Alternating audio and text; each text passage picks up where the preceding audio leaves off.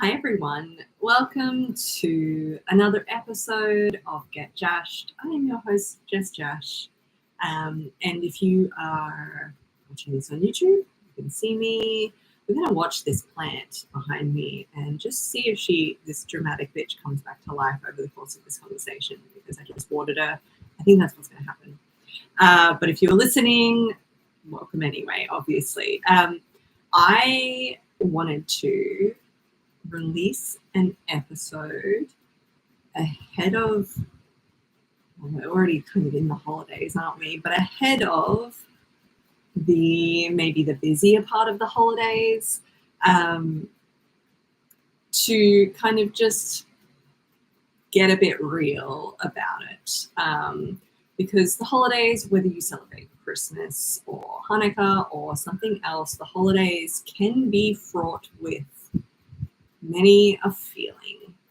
So I'm going to say at the top here, and I will probably repeat it. I'll try not to overdo it, but I will probably repeat this.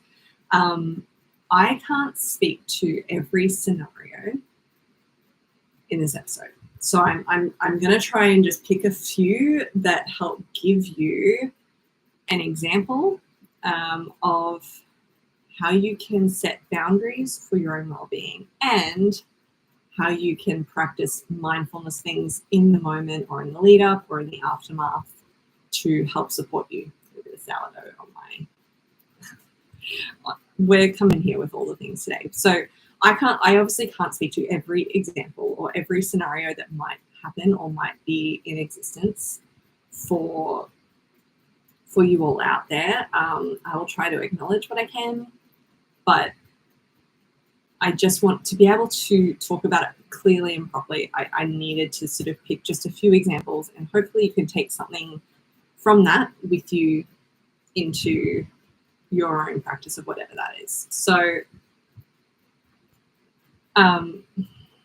holiday, I don't have the stats in front of me. The holiday period tends to see a lot more prevalence of mental health decline. So, in the Northern Hemisphere, there's people who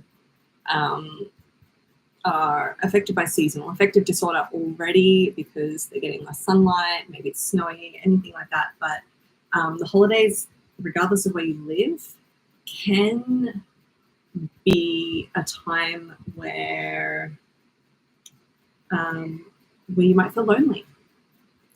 I know that I have definitely had holiday seasons where I have felt lonely, even though I have, I'm very fortunate enough to have loving family around or to go and spend time with and be around if I wanted to. But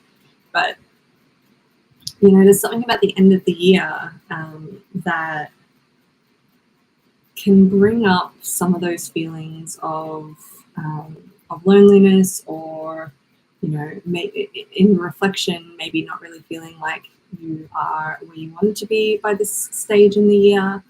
And it can also bring up memories. It can also bring up a lot of memories of people who may have passed. I'm going to interrupt myself now and just flag that I don't intend this to be too heavy, but obviously we're going to address some of these things. So if this is feeling like it's bringing up anything for you, please resource yourself. If you need to pause and come back, or pause and walk away from this conversation, it's intended to be supportive. If it is bringing up anything, please just make sure that you are taking care of yourself. But with that, holidays can make people feel things, can make people feel lonely, can make people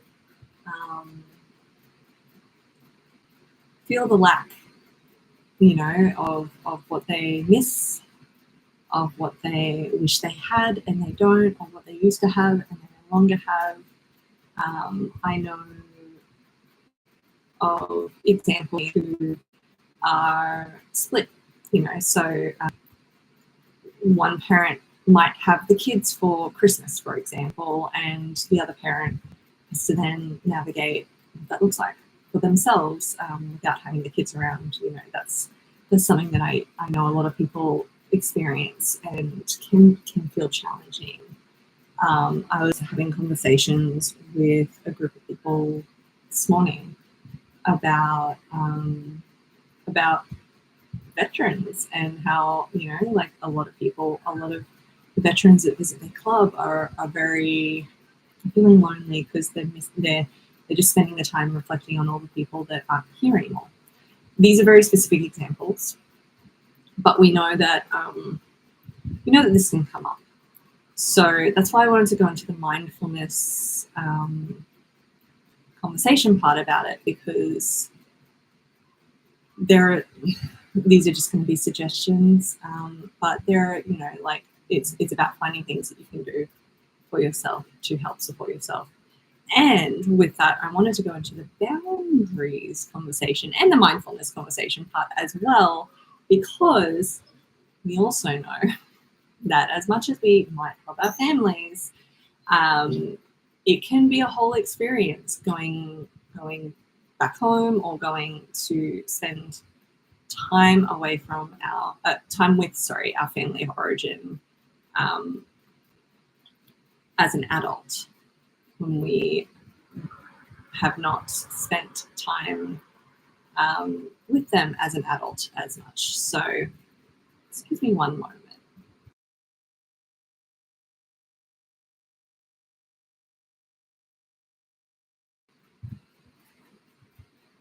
The neighbors started mowing their lawn, so I just had to shut the window. We do things real professionally around here, guys.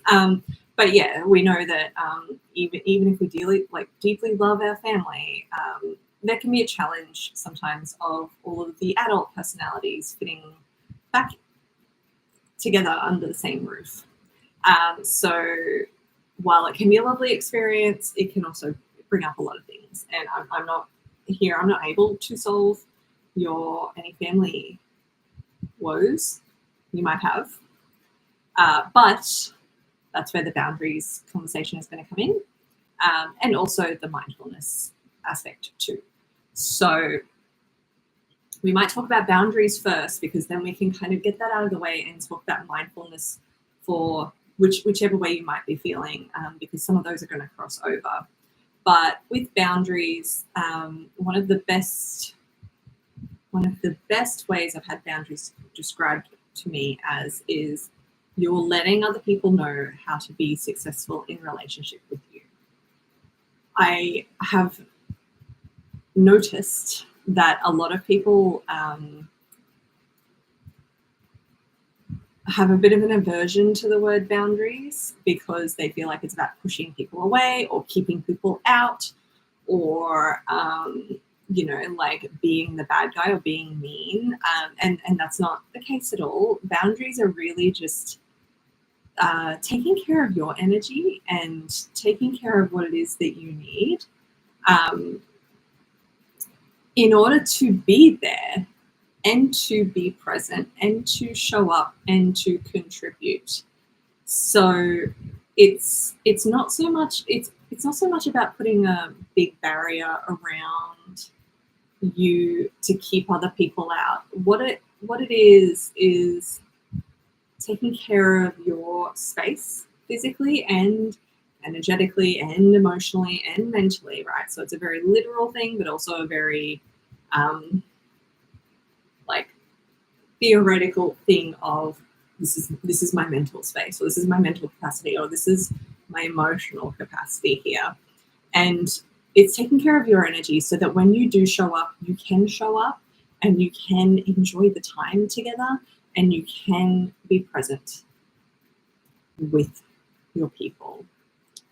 It is harder to do this if you are already at your wit's end, because you're just taking hits, and it might be someone else in the room saying something that they don't even realize is having that effect on you.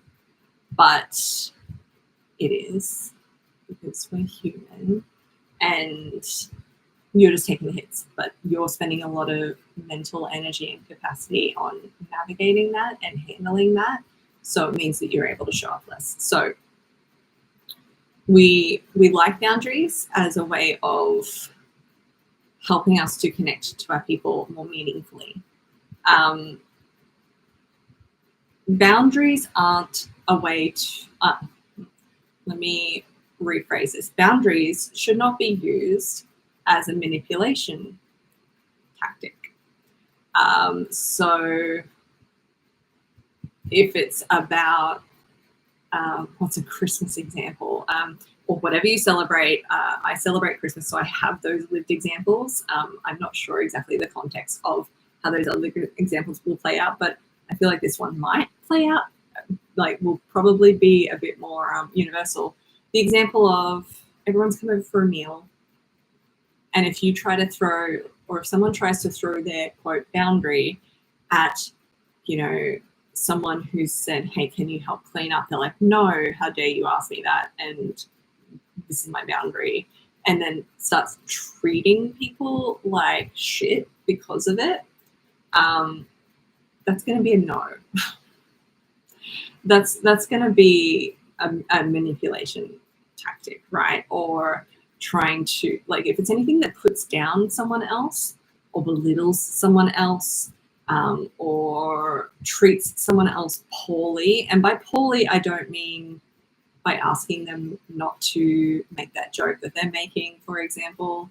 That's not treating someone poorly. That's saying, hey, that's not funny to me.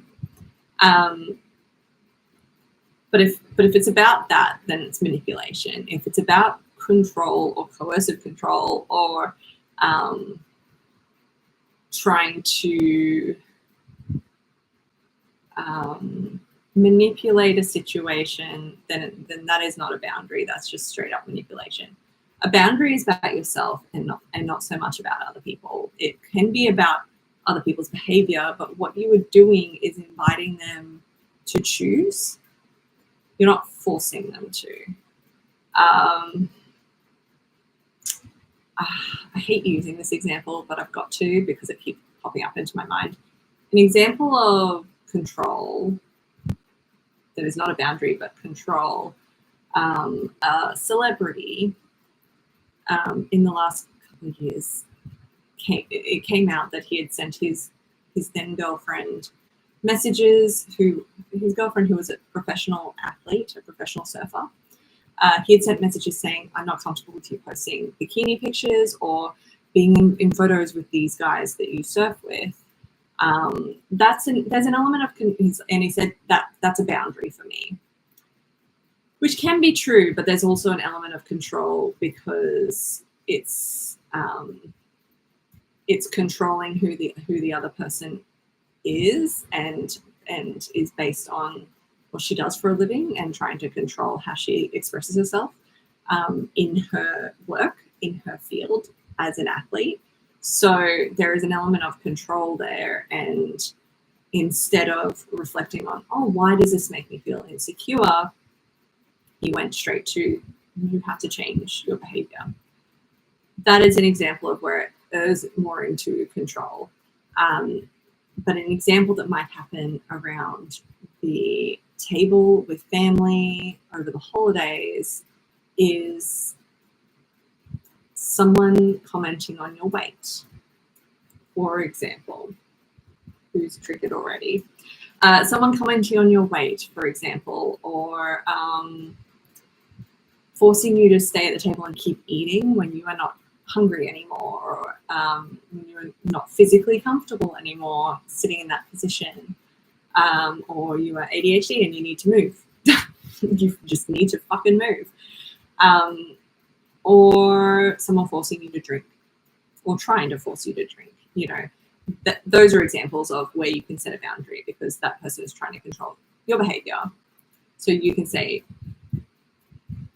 hey, well, we'll get into how you can say that, but that's where you can set the boundary. And what you are doing is letting them know what is or is not okay for you in terms of how they are treating you or what they are saying about you or what you want to experience. And you get to give them that choice. Then They get to make a choice.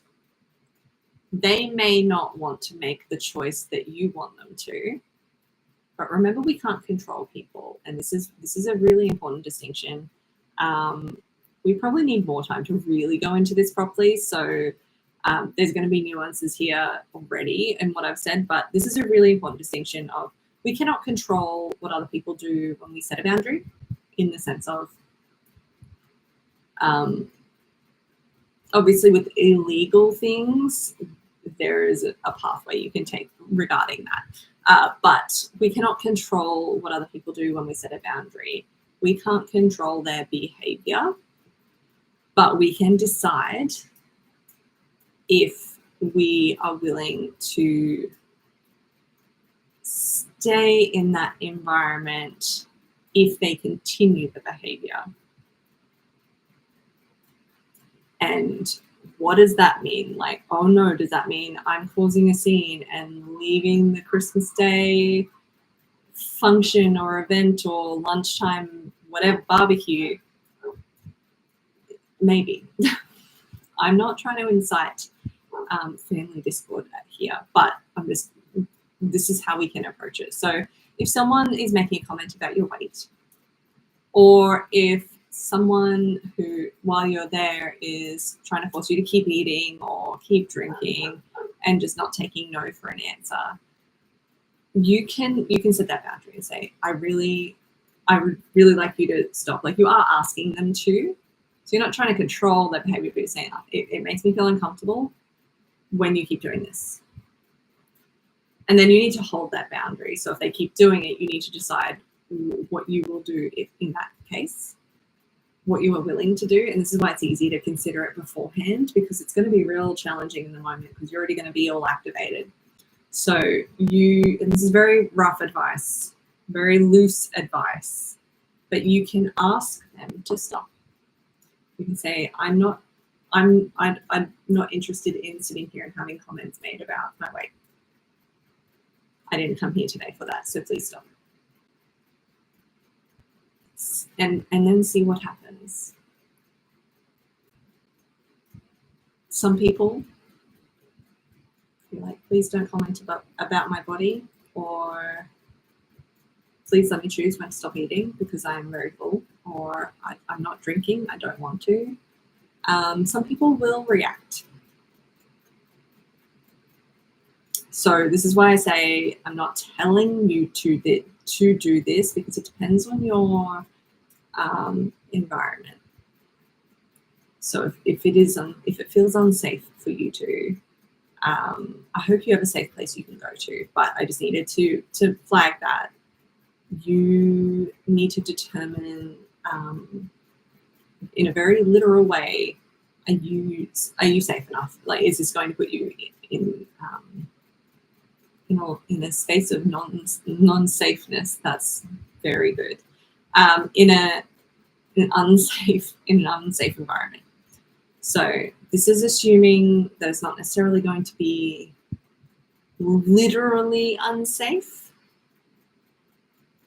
but I just need you to discern, if you're listening or if you're watching, I really need you to discern that for yourself, please, because I don't want you to be like, well, Jess gave me this advice on our episode and then I did it and then I wasn't safe. So please consider that. But if it is safe to, if you feel safe to, you can ask them to stop. Or in another example, a more benign example, before you go to your family function event, I'm just using this as an example. I'm going to use Christmas as an example. I'm very sorry. I know other people celebrate other things. But please apply this to your thing. But to just give it a name, if it's a Christmas lunch and it's before the day, you can let mom know, or dad know, or your sister or your auntie or whoever it is know, hey, we're going to be there for lunch, but, for example, we're going to leave by 3, which is a long lunch, but that can be an example of setting a boundary because you're like, yep, I'm happy to see people, but I also need to know there's an end time and I need to be in charge of that end time and be able to leave. So that can be a gentle way of preparing your people that you are, that is when you're leaving. So you, ideally, you are less likely to get as much pushback on the day. You might get some because people are being merry and whatever, but ideally you are less likely to get as much pushback on the day if you prepare your people. You might still get some, but then you can go back and say, well, I told you that we are leaving by 3 p.m. So I did let you know, and then go on from there. And what that does is, like, setting a time boundary, for example, helps you to manage your energy. I have an event tomorrow night that is a Christmas party. Thank you for a foundation I volunteer for, and I'm excited to go. What makes it easier to know, I haven't even had to set this boundary. And it's just more of an energy boundary, not because of the people, just because of who I am as a person and the festive season and just, having a lot more events on than usual. So it's a lot busier. But it already makes it easier for me to feel ready to go and happy, extra happy to go, because I know it's only going to be 2 hours. They've set that time frame. So that in itself makes me go, oh, cool. 2 hours. That feels perfect, because then I can show up, I can be really present and enjoy it because I genuinely do want to go. And also know that once, 7:30 hits, I get to go, thank you so much. This was so lovely, and mean it. And then come home and just, wind down on my evening, on my Friday night. So that is an example of why that can work and why that can be helpful, because it sets the expectation. It sets it allows some people to prepare. Some people, if you leave it to the day, and say, oh, okay, we're going, they'll be like, oh, what? I thought you were going to be here all day, So if you can set the time, really, that's the long and short of it. You can set the time that you're available on the day. I know people with young families that are like, we're not traveling this Christmas, or other people, or the same people with young families who are like, yep, we're only going to come around for this time frame. So it's like, cool, awesome, we'll make the most of it then. And it makes it a lot easier. And it, in an ideal world, I know, but it tends to, or has more chance of creating less friction than not saying anything. And that is also why the communicating the boundary is important. It's not just for your energy, but it also just makes it a lot easier for it to happen, because people can't honor your boundaries if they don't know about them. You can't honor your boundaries if you don't tell them. So that is an example. It's one of my favorite ones for events. Again, not because I don't want to be there or I don't want to see people, but it just sets up an example. But if I'm also in a good place and I'm not, feeling that, oh, okay, it's a little too much socialite, it's a little too much peopling, love you, but I got to go. If I'm feeling good and in the zone, I can then choose to stay a bit longer and then go, you know what, now is when I've got to go. And then it's like, oh, look, I stayed longer. So it is, if you have end of year parties coming up, it is a really useful way to navigate that. It's a really useful way to just kind of make sure you're tending to your energy this festive season, or any festive season, or any season at all, because it's when we're doing something out of when we're somewhere that we want to be, but then it turns into feeling like an obligation, there is nothing more draining to your energy, but then there's also nothing more draining to the relationship, and it risks resentment. So boundaries can be sometimes uncomfortable to communicate, and you just know that so-and-so is gonna, if you're worried they're gonna be offended, or if you know that they're gonna push back and be like, oh, sure, you can stay longer. This just know, you don't have to necessarily tell them, but just know that this is a way of avoiding resentment. And if it's a boundary you can set in place in advance, it can strengthen that relationship and avoid that resentment both ways as well. So that is just some ideas around boundaries. I'm going to move on to mindfulness because I want to make sure we talk about that. But boundaries, some examples, but try to apply it where you can. And again, if you are safe to. So please be mindful of that. Mindfulness, speaking of mindfulness is going to be really important. So the example of mindfulness, if you are at that family event, for example, or a social event of any kind, and I use these as examples because I am someone who, I love people and I love my people, but I'm autistic. So being in big social events can go either way. I'm autistic ADHD, so it can go either way for me.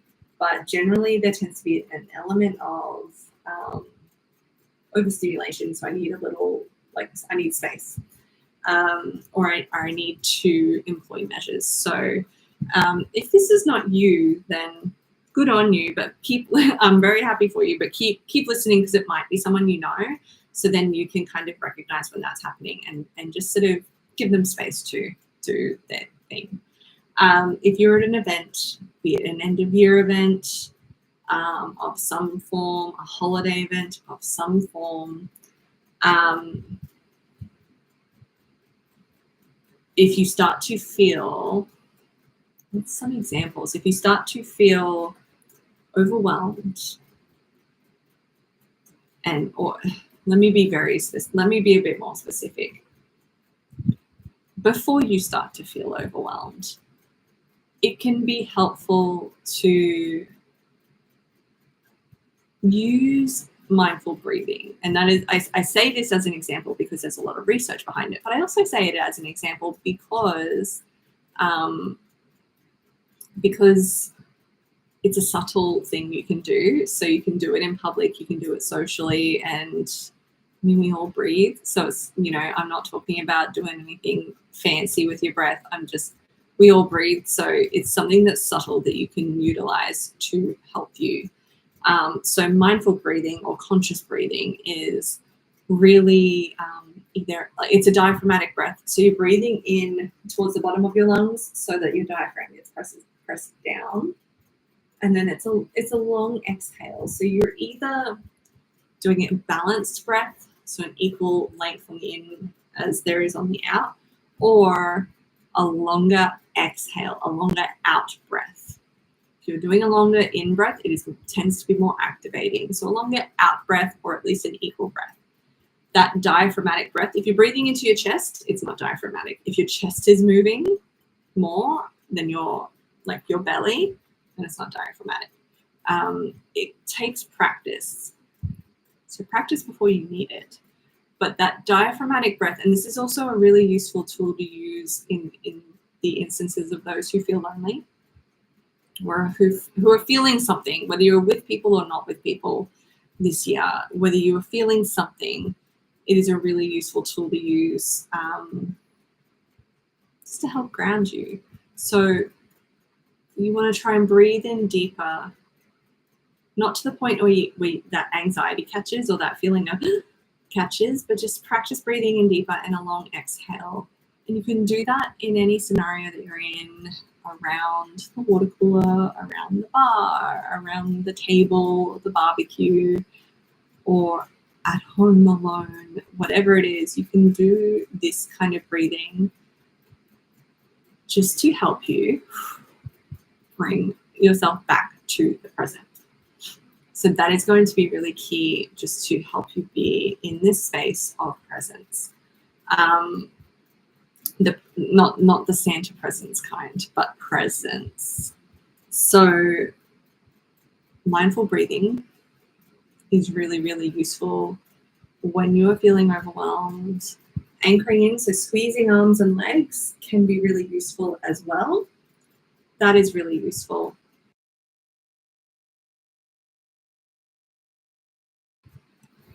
When I was going to sneeze, that is really useful. And things that, depending on how heightened you feel as well. So if you are in a moment and, you know, uncle whoever has said something that just pisses you off, because he always does. He always says a thing. It's just really annoying. And it's been quite a year and you're already kind of at your wit's end with bullshit comments this year, for example. You can remove yourself from the room if it is appropriate, if it works. But you can also just take a few breaths. Another thing you can do is redirect your attention. So this takes a little practice in a way as well, because there might be a part of you that wants to like grab at whatever was said, or grab at the feeling that you're feeling and dig into it. And I'm not promoting distraction and I'm not promoting dissociation, but what you can do is just come back to your body, in the sense of, oh, he said the thing, all right, I'm breathing, and then I'm just going to, and that's what those things do, the breathing and the anchoring, help you come back to your body.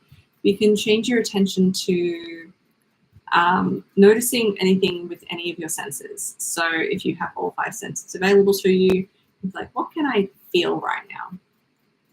What can I smell right now? What can I hear right now? What can I taste right now? And what's something I can see right now? I almost forgot that last one. So that is something you can do to help you just redirect your attention, even just in a very quick moment of, and what that does is it just gives your nervous system a chance to take a breather itself as well. And then you can choose how you want to respond from that. If you are feeling lonely, or if you are alone this Christmas, these mindfulness things can help you. Obviously, there are practices you can do. You can do meditation practices, yoga practices. You can volunteer, and I'm not saying these things to dismiss how you're feeling, but there is research behind how some of these things can help improve how you are feeling. So again, it's just a suggestion. If you're not in a position to do that, or maybe you're lonely because you are unwell or injured, so obviously some of these things won't necessarily work. Please just take this with the intention that it has. So if you're alone, you could volunteer for the morning of whatever you're celebrating, or volunteer at some point for something that can help create feelings of well-being in you, that won't solve what is causing you to feel that way, but it can just help you. So that is something, if you are unwell and that is why you are feeling lonely because you can't travel to be with family or friends, or everyone's going out of town, that kind of thing, there's so many options, but then there's also so many options that may not be suitable. You could, if you have the ability to, and you do have family, but you just can't make it to see them, you could FaceTime with them in the morning and in the afternoon or in the evening, right? So to make sure that you're sort of capping off your day so that it's not just this endless expanse of loneliness. Or if you have friends, you can do that with instead. If there is no family around, I've been following this story on Threads about, I wish I could think of the name, otherwise I would say it. This woman in the United States has been sharing about, it's Mr. Harold.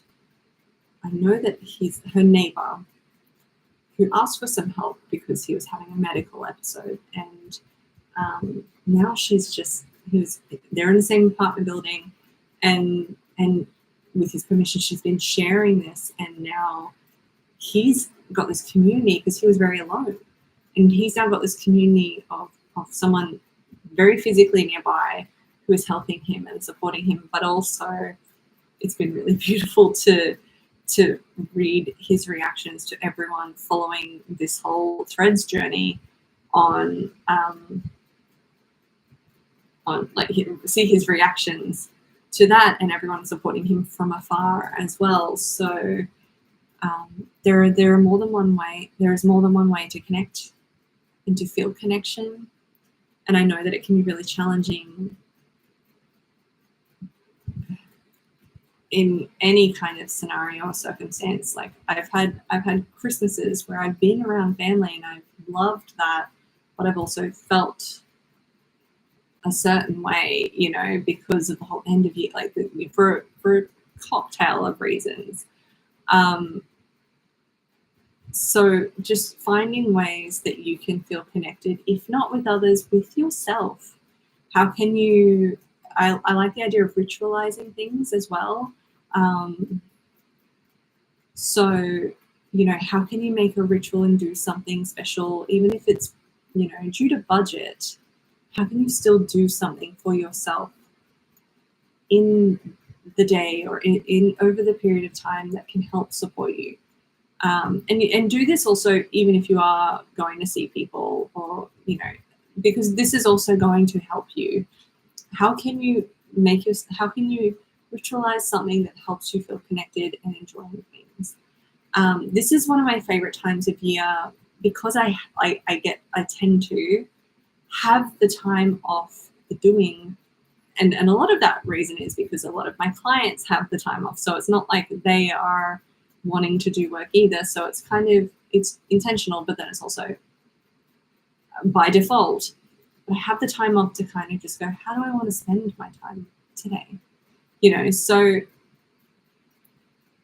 finding different ways that you can ritualize something that makes you feel connected, whether it's to you, whether it's to something greater.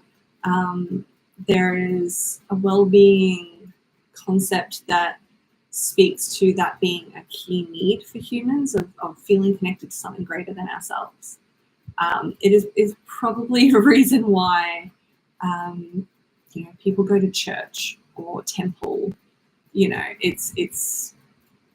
It's this connection to something that is ourselves, but then also something that is greater than ourselves, or more important. So volunteering can be that too. It doesn't have to be religious at all or spiritual. It can be volunteering. That is a way to feel connected to something greater than yourself, because you are serving others, you are supporting others, you are doing a kindness to or for others. So look for ways that you can feel connection, especially if you're not feeling it. And I know that it's like, oh yeah, just easy, right? It's not, but there are ways you could. And if you're feeling a little numb, that can sometimes help. It's not necessarily to make you feel instantly, amazingly better, but it is an opportunity for you to go, even in the numbness, I did a thing.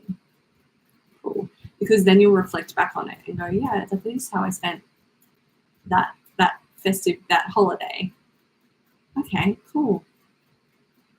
And if not now, future you will have an appreciation that you did that for you, even if you weren't in a position where you could feel it or appreciate it in the moment. So yeah, I hope this has been helpful. I know that there are a lot of nuances in these conversations. So again, it is impossible to address every single situation adequately enough. But for the purposes of a podcast episode or a YouTube live that is happening in this moment, it is important to at least have a conversation, the conversation that we can have around it, so that you can really help to support yourself as best you can, as safely as you can, through mindfulness, but also boundaries, because that is an act of self-care and love for the relationship. A lot of boundaries aren't about ending the relationship. They're actually about, hey, how can we continue this? How can we move forward? And then it just depends on how that other side responds. The outcome then depends on how that other side responds. Sometimes it is the end of a relationship, and sometimes it's just a shift, and then it feels a lot better. So sometimes we will need time too. So please apply this as you choose to over this holiday period, as well as at any time that you feel like it is useful. Apply as needed, as you choose, as feels safe and appropriate for you. If it feels appropriate for you, discard the rest if it doesn't. But yeah, I believe we're having an episode next week. I have a guest locked in, which I'm really excited to end the year on, but that will be the last episode for the year. We'll have a 2-week break and then come back. So if you don't listen to it in time because maybe you're getting caught up in travel or the things, maybe you have a beautiful holiday period, however you're spending it, even for those who are working on the key days, for those who, however you're spending it, whether it's with people or with yourself, I hope it is a beautiful time. I hope it is a safe time. And yeah, I'm really excited for 2025, and just to see how that unfolds. But I will talk to you soon.